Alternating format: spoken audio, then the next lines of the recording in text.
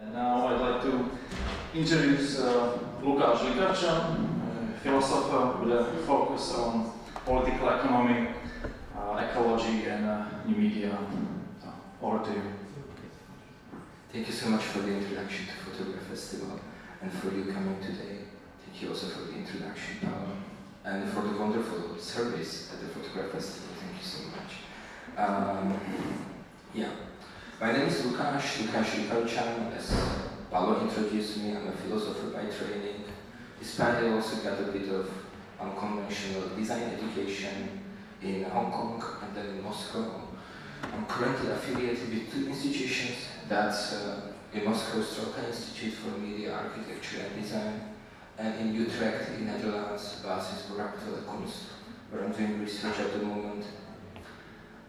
Before I start, let me explain you that I really tried to take seriously this idea of seducing, or the idea of teasing people, attracting people to the post-work imaginaries. So I prepared for you something more than a lecture. It's an entertainment program for the next approximately 45 minutes to 1 hour.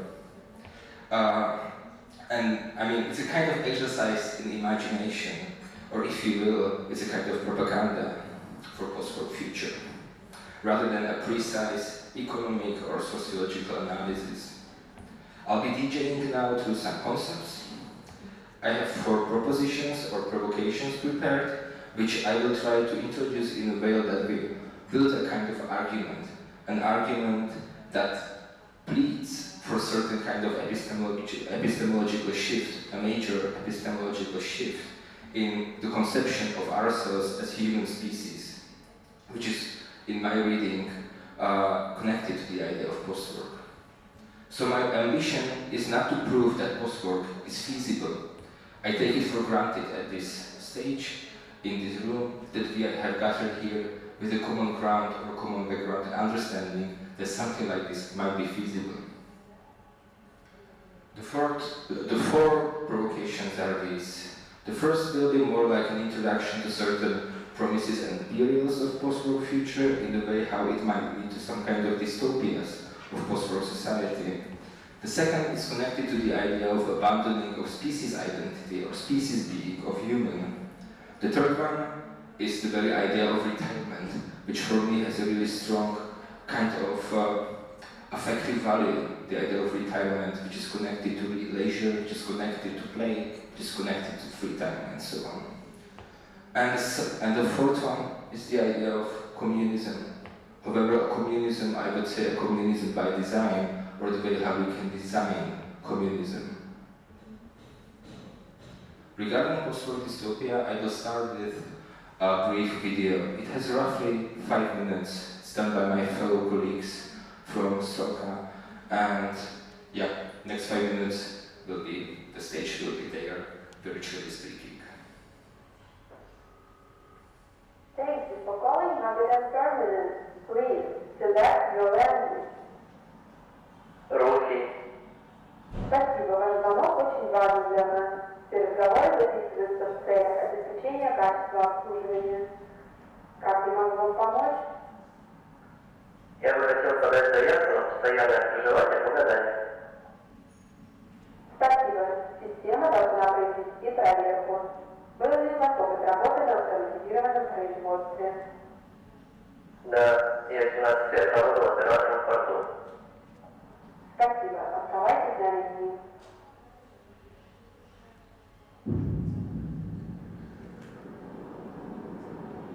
Моя жизнь была наполнена постоянным ожиданием. Я застрял в мыслях о будущей жизни, пока мир вокруг нас менялся и становился все более автоматизированным. Первыми были шахты, потом угольная ТЭЦ,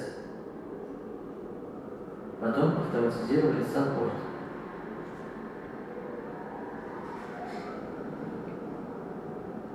Как и многих других с материка, меня пригласили оператором одной из машин.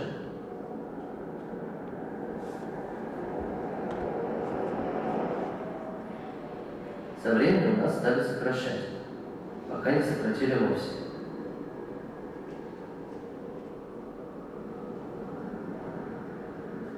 Некоторые пытались этому сопротивляться, другие молча наблюдали.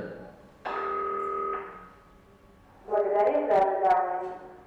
Статус постоянного проживания является частью условий ИСО бесконечность. ИСО бесконечность – это набор стандартов, разработанных с целью поддержки населения на автоматизированных территориях. Стандарты обеспечивают работу локального менеджмента, сдерживают его эффективность и повышают уровень занятости населения. Подтвердите, чтобы продолжить. Подтверждаю. Спасибо. Оставайтесь на линии. Однако город и местные компании пришли к соглашению. Это были новые стандарты ИСО бесконечности, разработанные с целью поддержки местного населения.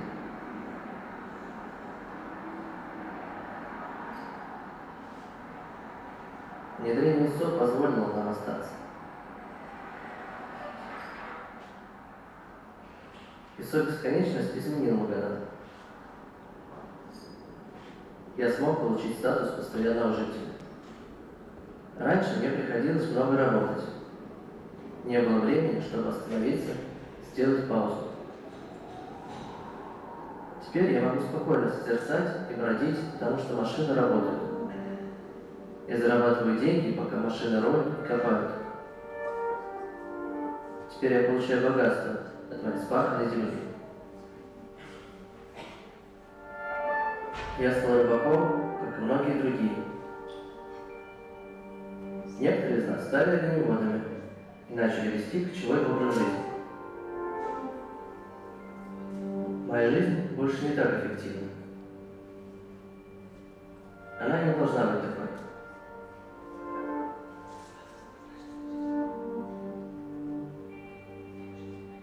Но я не изолирован от внешнего мира. Я разделываю рыбу на отдельные филе, рыбные палочки и рыбные стейки. Упаковываю, запечатываю согласно ИСО 1500, ИСО 2700 и ИСО 4000 и отправляю на автоматизированный порт для экспорта. Я созерцаю своего окна, собранного согласно всем стандартам. Я наблюдаю. Благодарим за ожидание. Пожалуйста, оставайтесь на линии.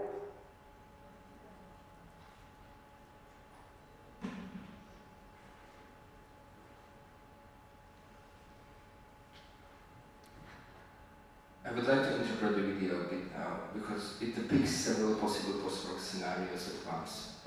The first reading offers a vision of society where humans are liberated from labor as a need of subsistence, but which is run by unaccountable companies taking over all cities or regions. Alternatively, we can imagine this world as a world where international organizations employing ISO standards as some kind of pseudo-jurisdictional order govern populations while staying in an anarchic zone in between states and markets.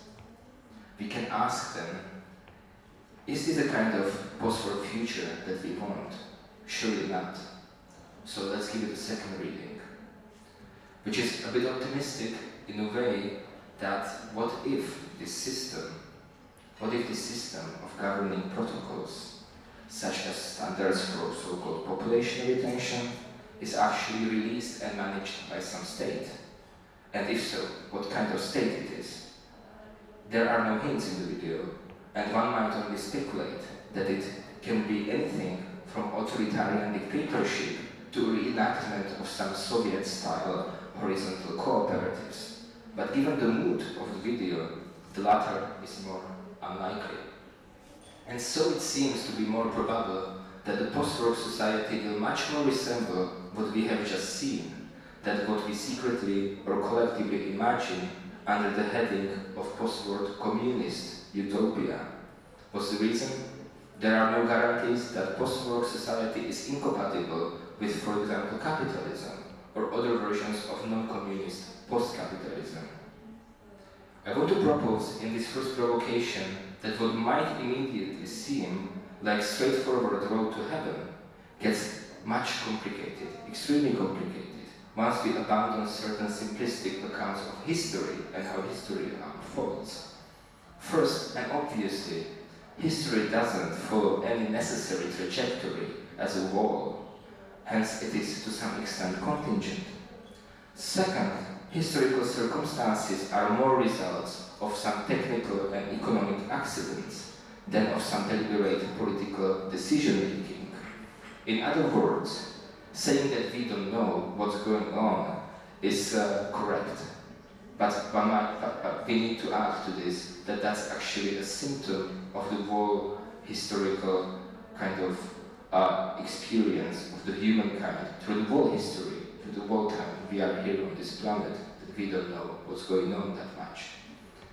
Third and last, exceptions of the present are rules of tomorrow, or in Homi Bhabha's terms, in every emergency there's some emergence. Accomplished in any branch she wishes, society regulates the general production.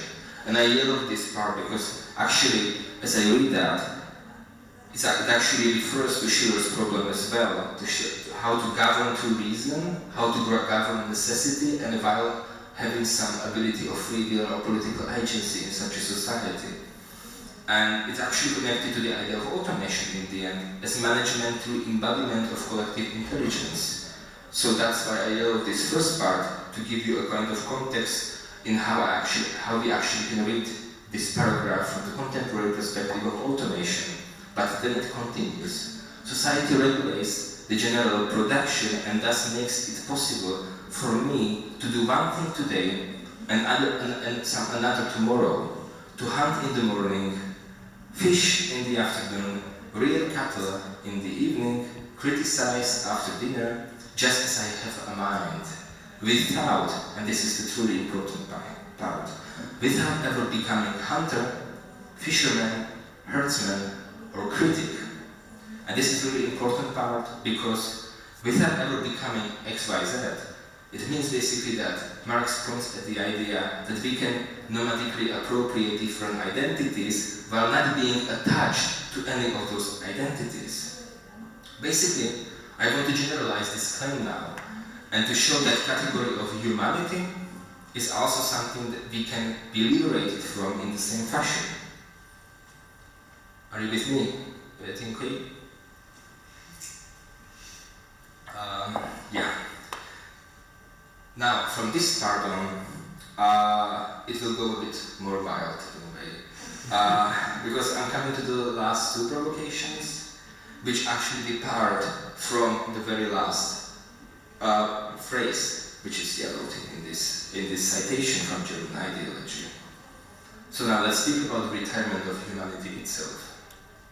As I was watching Christian's film, at the beginning there is Jean-Luc Picard explaining that in the 21st century, humanity got rid of greed and nature from its childhood. But what it is not about maturing, what it is not about adulthood, but it is actually about retirement, getting really old and slowing down, which is also connected to the idea of retirement. Let me give you a bit of context on how I think about retirement here. It actually starts with the idea of Anthropocene. I hope that you are to some extent familiar with that idea, or if not, I mean, it's just a proposal that currently we are in the geological epoch that is defined by the overpresence of the human species on the planetary scale, and the human species becoming the main driving force of geological, climatic, or other ecological changes. And this is a sort of new historical stage also, if you look at it from the perspective of a philosophy of history, because it's the moment where human history taps into some background geological or cosmic or planetary history. So there is alignment between these two temporalities happening in the Anthropocene. And my idea of retirement, or it's not my idea, the idea of retirement I would like to apply to post-war society today, it shifts from Anthropocene to post-Anthropocene through post-war organization of society, Because what if retirement also means retreat? Retirement as retreat of humanity from certain territories, including those willingly fabricated and automated, for example, and abandoning of labor as central social practice. For example, Kim Stanley Robinson in Guardian recently had this proposal that we should empty half of the earth to actually save biodiversity and to rekindle certain ecological processes which are currently suffering from the global industrialism or post-industrialism. And post-war society is here basically a society that abandons anthropocentrism, and also it abandons a sort of anthropogeneity of planetary circumstances. So we basically retreat and cease to be the major force through getting into post-war society. Yeah, it also can be a kind of call from the other species of the planet to actually go home, to actually, retreat a bit, take it easy, slow down and so on.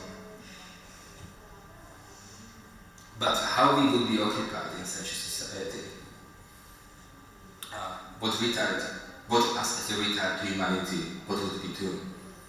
It would be a society that retreated from its relative urgency to dominate the planet, a community of people that simply enjoy what exists.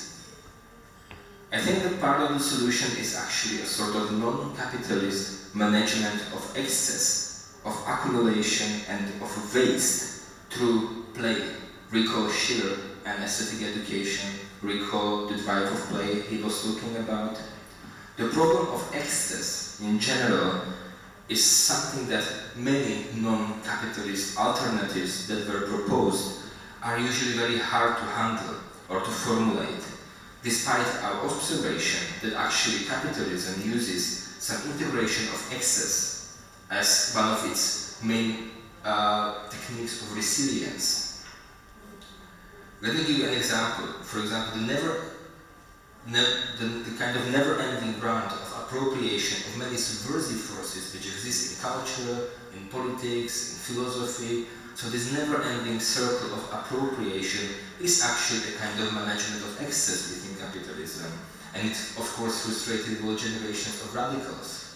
So what if we formulate counter-proposal for excess management in post-capitalism? It would consist in integration of excess by its celebratory overproduction, a celebration and perhaps also a distraction of waste in play and in luxury. It would be a kind of celebration of vital qualities of the global community of whatever we're gonna be when we're not gonna be human.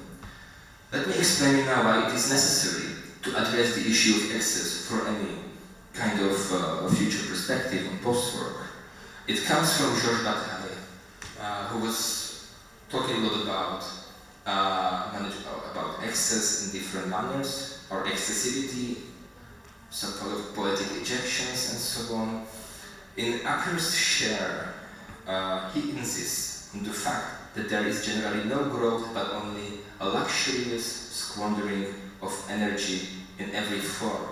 The history of life on Earth is mainly the effect of a wild exuberance. The dominant event is the development of luxury, the production of increasingly burdensome forms of life. So basically the luxury squandering of energy is a property of living matter. And we also are living matter, yeah?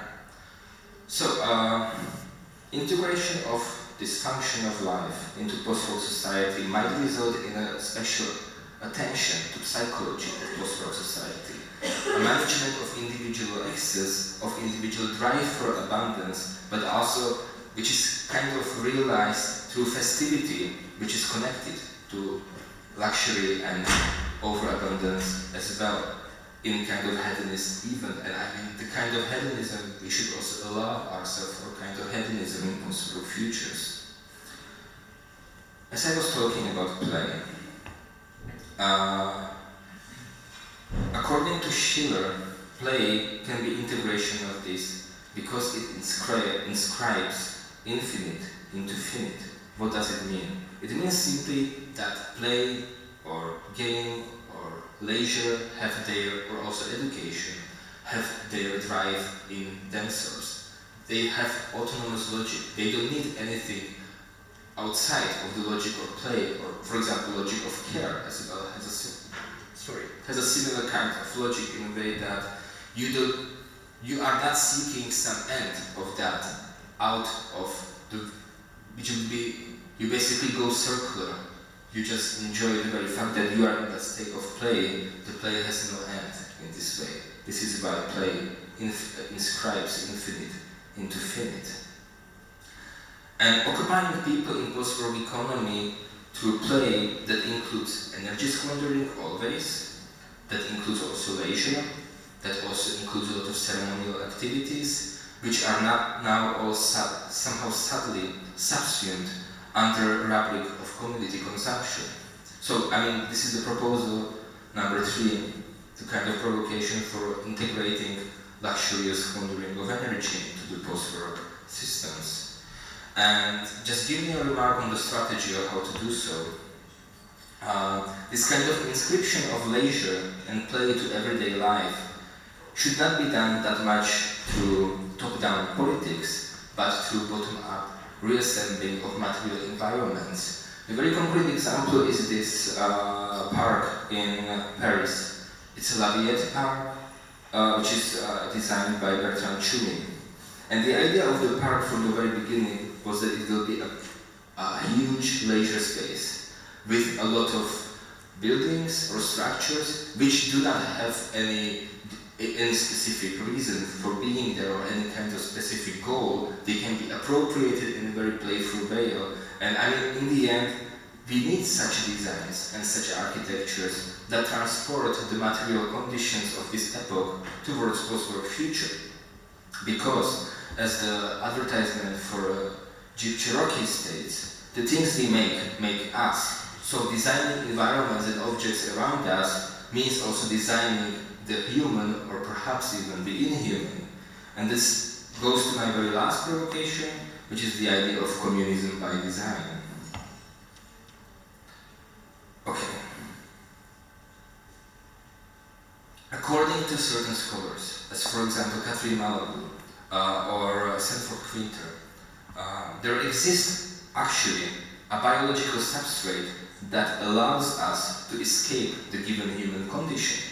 It is our brain, the brain that is understood as possessing a quality of plasticity.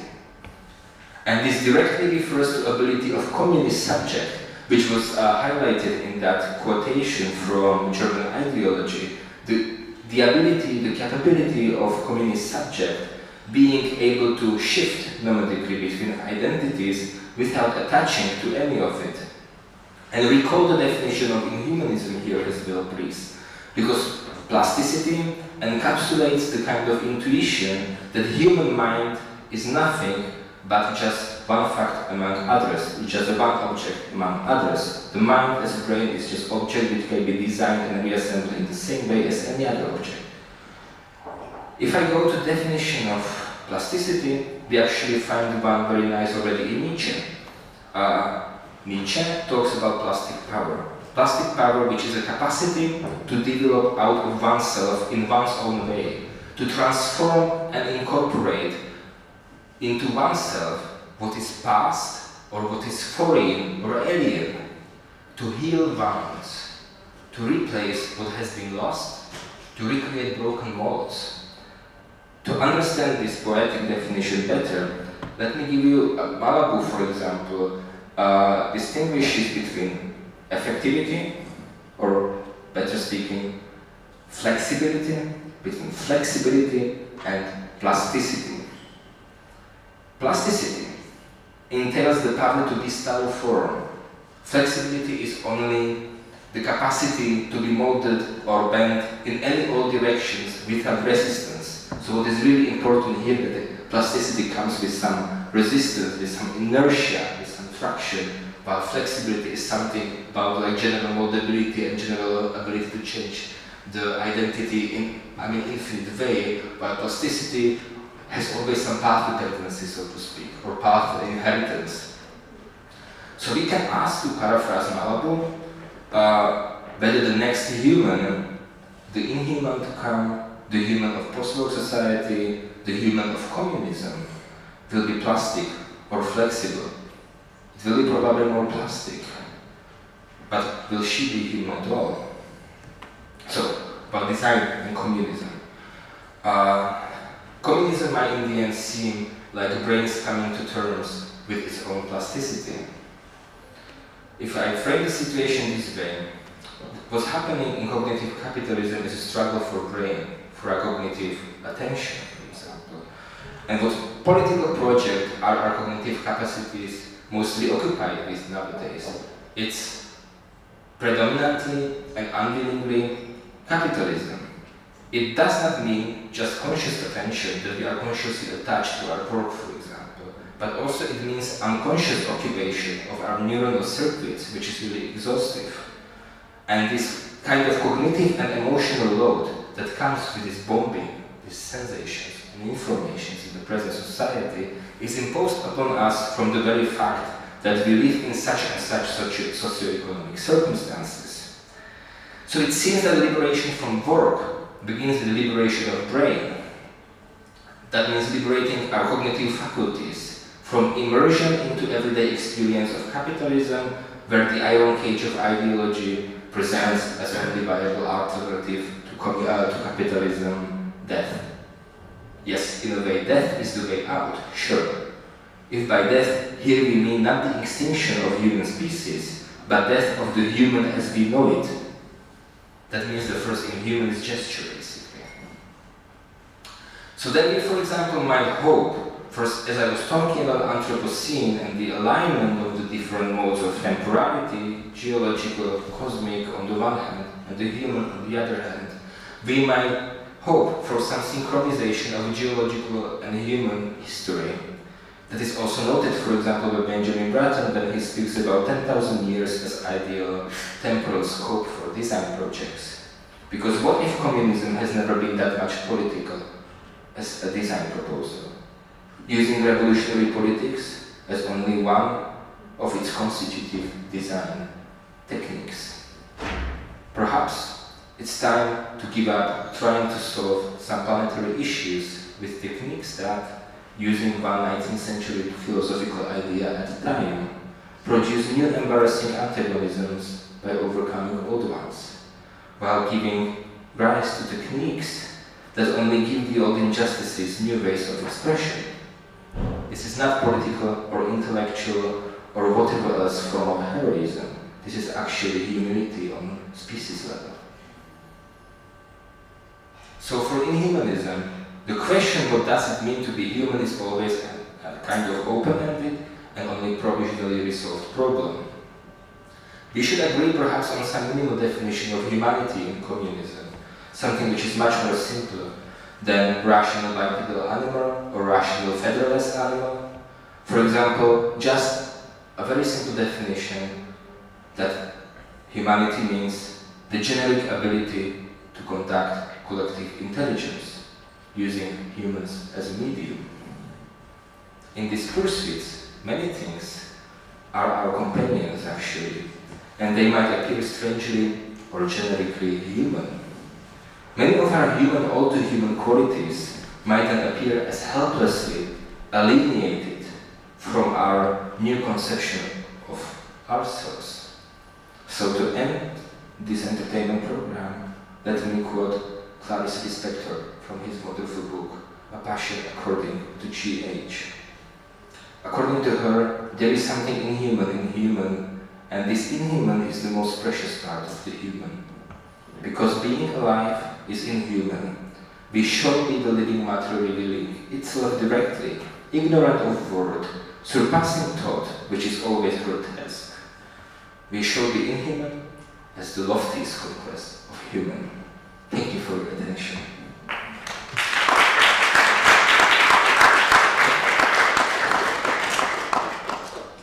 Okay, thank you for your entertaining speech.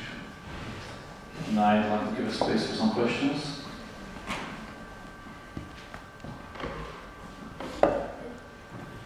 Thank you.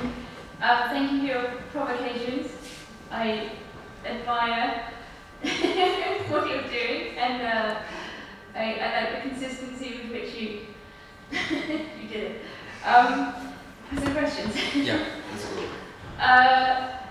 Okay, so in the first place, perhaps thinking about this problem of excess and this question of energy and the sort of implicit link that you made to the question of population.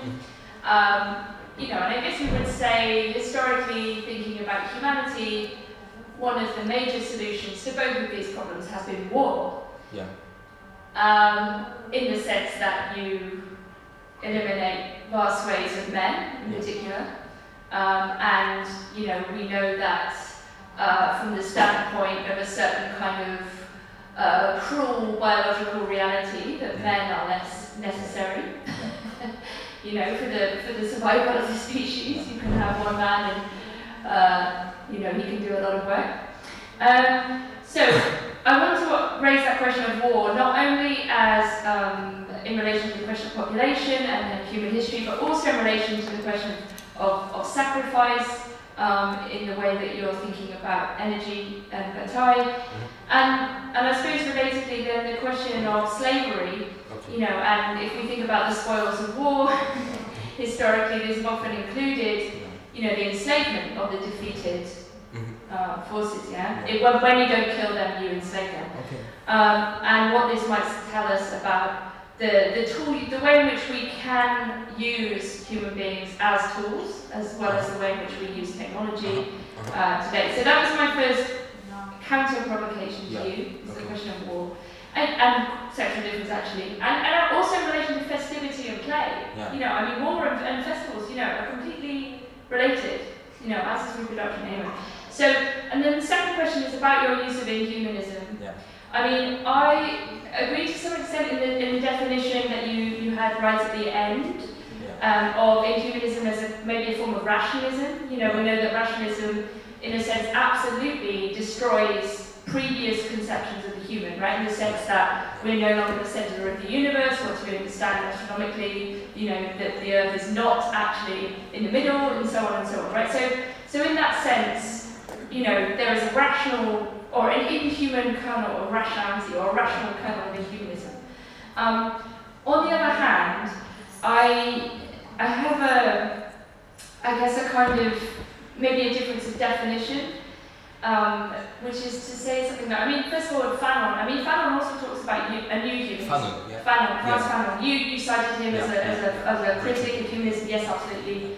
But he is also proposing a new humanism, we must note. And I think there is sometimes this slippage when we talk about human beings as being kind of polyvalent, in the Marx and Engels definition, yes, of course, right, we don't yet know what it is to be human, right? We don't yet know what it is to be an individual, because we're not social individuals. We're absolutely, over-determined, right, on one level, we are channeled into narrow funnels of labour, we become our jobs, and so on. Or even worse, we become multiple jobs at once. We're maybe today polyvalent, and our identity is polyvalent, but it's also a kind of really horrible polyvalence. It's like the communism of capitalism, something like this.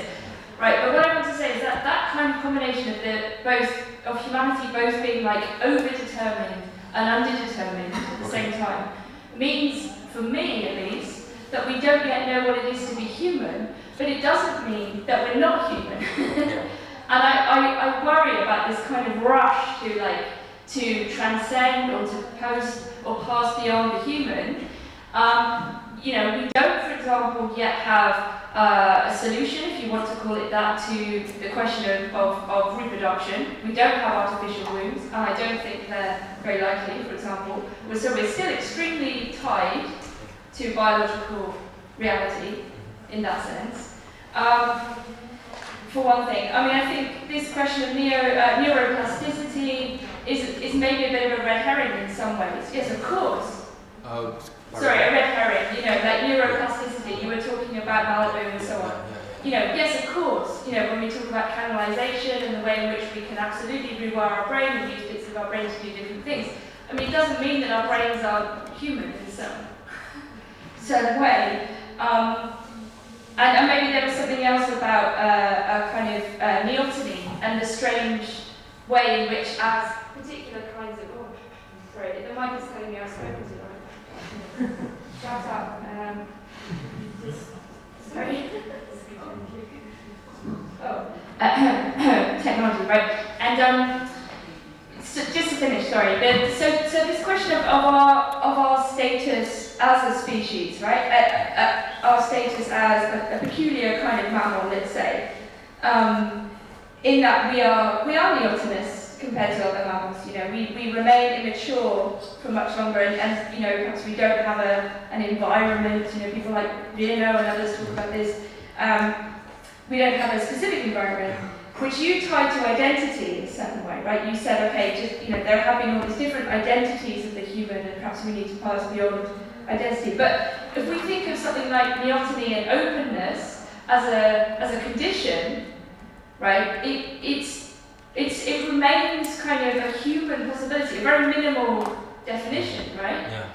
But it doesn't mean that we're kind of not human. And I suppose maybe basically I'm saying I don't see how technology, AI, neuroplasticity, or whatever else passes us beyond a particular threshold. Yeah.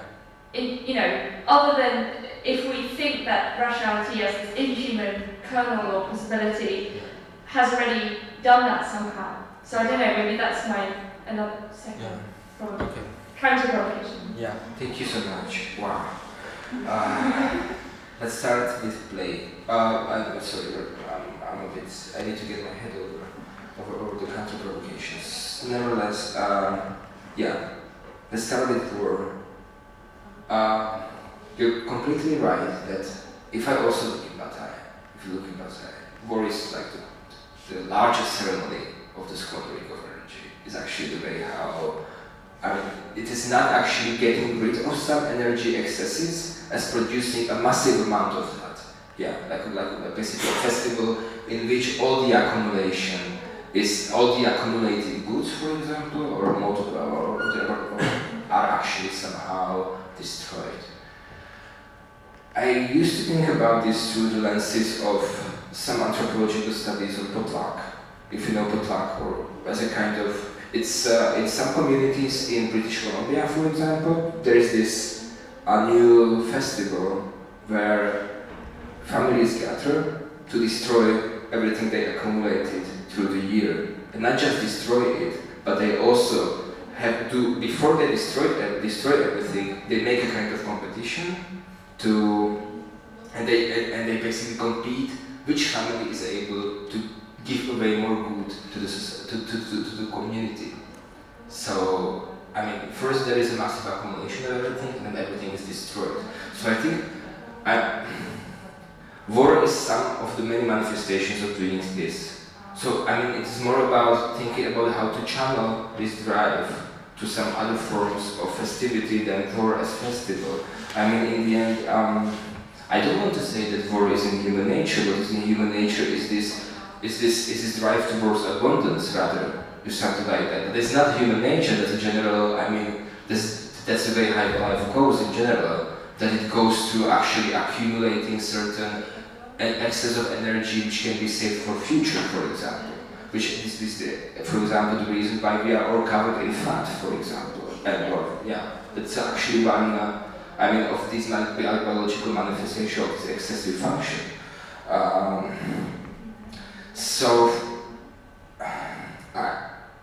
I don't think that there are any clear solutions because there is always some sort of moral ambivalence and any kind of possible alternative we will do. I mean, in the end, any realistic alternative will look more like something we are not sure whether it's the best or the worst idea to actually do. In the end, I mean, I don't think that historical change happens through some big movement of consciousness change or whatever. I mean, capitalism was slowly building its structure through all centuries until we suddenly realized, aha, we are in capitalism. So, I mean, my kind of answer to this question of war, to question of, for example, extinction of certain segments of populations through this kind of interventions, is actually that as far as we can define ourselves as communists, that's something we should get avoid of. Nevertheless,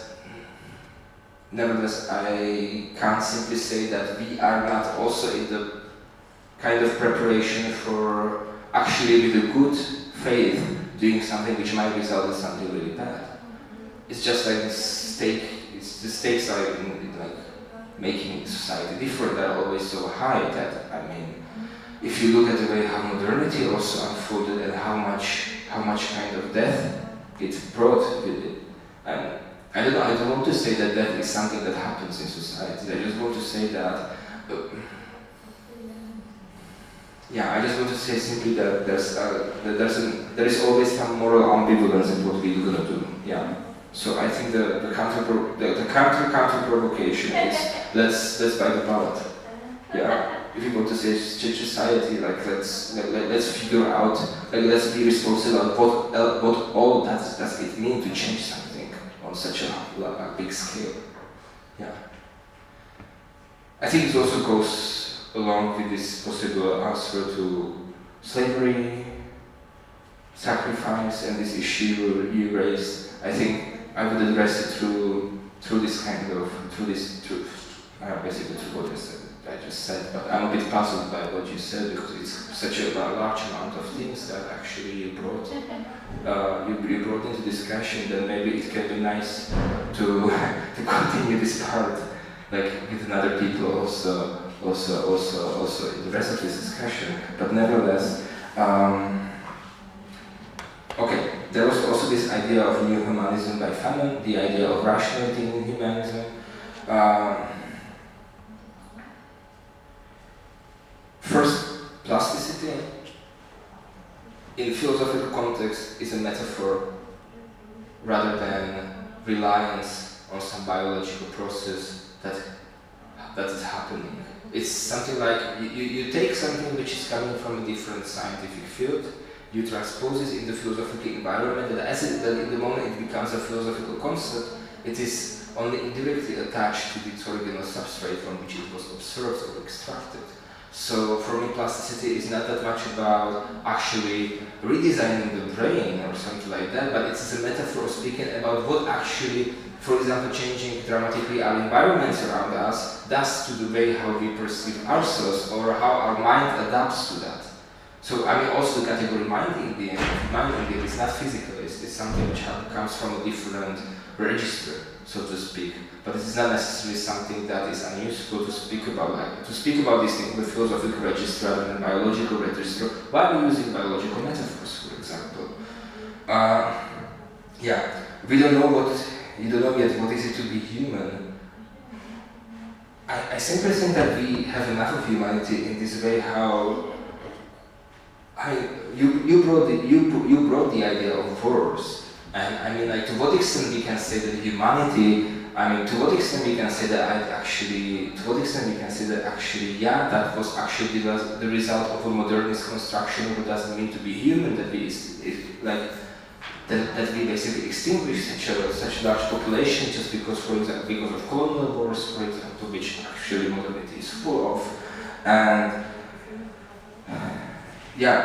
so I would simply say that if we don't know what human is, maybe, I mean, it's in the end a kind of rhetorical war about like whether we will call it human or inhuman. I think I have no problem in the end to speak about humanity in any other society than the one we actually live in now. I have no problem with that. The only problem is that let's at least consider this inhumanist trajectory as a transitory mechanism to the new conception of the human. Because in the end, in the conception of human as we know it from the last couple of centuries, there is, for example, no focus on things like care and reproduction, and these things are completely, I mean, in the end, like, human is still imagined also today as a white heterosexual man coming from Europe. And I mean, this strong, and I mean, when I was speaking, for example, to some friends from Afro-Dutch community, they told me that actually, I mean, they have never been human and they don't even attempt to be human, because like for them, like they were so devoid of this category as something that could define their existence, that actually they give up this kind of fight to define themselves as human and rather try to adopt a sort of perspective which will be, for example, post-humanist for some of them. And like for them, the category of human is a violent category in the end. So is it possible to get rid of this violence, this semantic violence in this category? If it is a concept which has just short history, surely it would be possible. But if it is a concept that emerges basically with the dawn of modernity and goes back through the whole history till now, maybe it has so many like affective valencies, so many problems in it, so hardwired that perhaps not possible anymore. Yeah.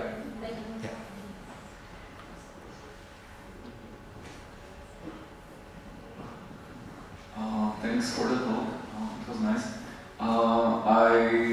There were several things which I was kind of like I noted down into my notebook, but probably this is one which is for me the most interesting, and maybe also in the context of this whole symposium. And you said that work is somehow like species specific for humans. Yeah. And I was thinking about it, like why do you think so, or what is your kind of like arguments about it? Because I would say that maybe it's not like species specific for humans, but it's maybe state specific. I recently read a really nice book about the birth of the earliest city-states, where basically the state is a machine which kind of like uses humans and work to domesticate the human. Like the book speaks about for domestication of fire, plants, animals, and then in the end of the humans. And somehow it also gives a picture of how it was, let's say, before the earliest city-states in this Alubia of Mesopotamia or the Yellow River and so on. And people, like before the state form or city-state form, were living in a state of abundance. So there was a lot of they were living on the borders of many biotopes.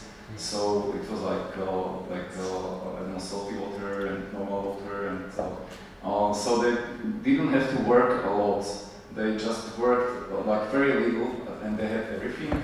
But somehow this state form kind of like pulled everything into it like a black hole. And since then people toil away a lot. But for me, it's not like work is not species specific, or like basically if you could relate to that, or why?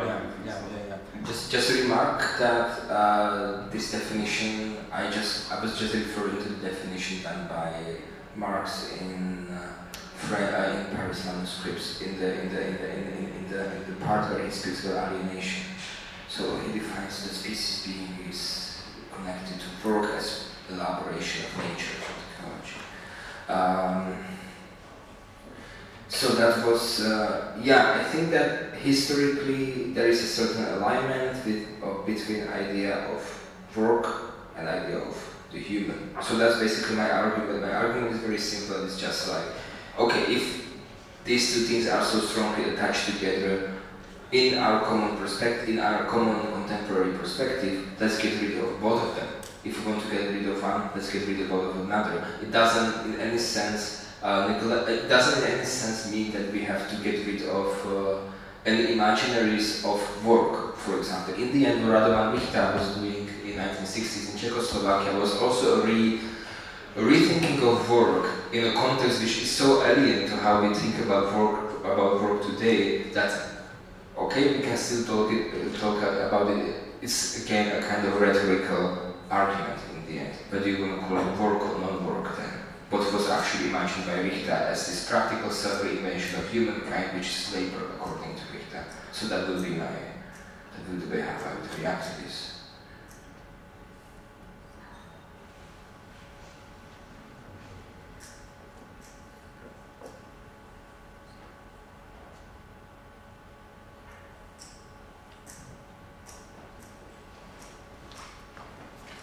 Do you want the mic? I'd like to come back to this diagram you used. When there's this option of non-communist post-capitalism, I was wondering, is this These two represent a formal option, just to give, let's say, suggest the possibility of something entirely different that we can imagine now. Or did you have anything specific in mind? It's a question how I imagine this part of the diagram. I think the part was already the part of how I would describe it was already described in discussion after Christian's talk, when we were talking a bit about like fascist alternatives basically too. I mean, okay, that's the point for discussion, to what extent we can imagine fascism without capitalism, because some people or some thinkers do for sure say that actually fascism is some form of capitalism and is necessarily connected to capitalism. Others would say no. So I mean, if we take the perspective that it is not so, that actually we can imagine a kind of fascism which is not based on a system of basically exploitation through wage labor, which I think is still the essence of capitalism in a way, then actually we can speak of these kind of non-communist post-work futures as fascist, as including authoritarianism, dictatorship, or even slavery, as a waging war between different countries and so on. It's not just a formal alternative, but I think that there are actually imaginaries of this. For example, I can't remember now the exact name of this author, Yevgeny Zama. It's a book called V.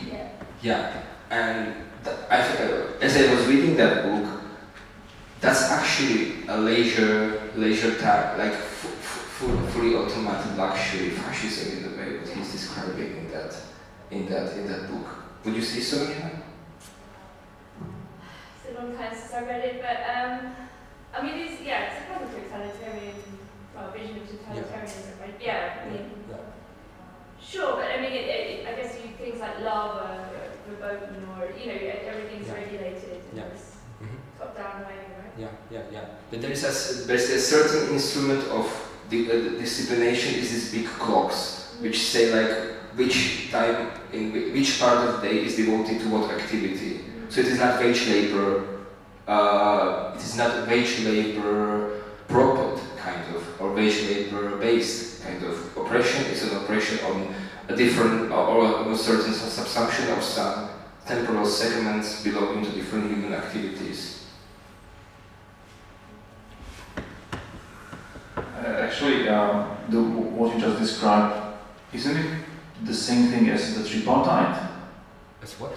Tripartite is division of day to three parts: the work, leisure, and I don't know that one. Well, this kind of tripartite. Yeah. Yes, but not through the system of wage labor. I would still say that wage labor is and construction of abstract social labor and all these things coming with that. That's still a defining aspect of capitalism. That is one of those systems of oppressions that exist today, alongside patriarchy, alongside racism, and other systems of oppression. And this one is economic system of oppression, an economy of an oppression system based on certain redistribution done to some structure of certain people giving money to some other people for their work. Yeah.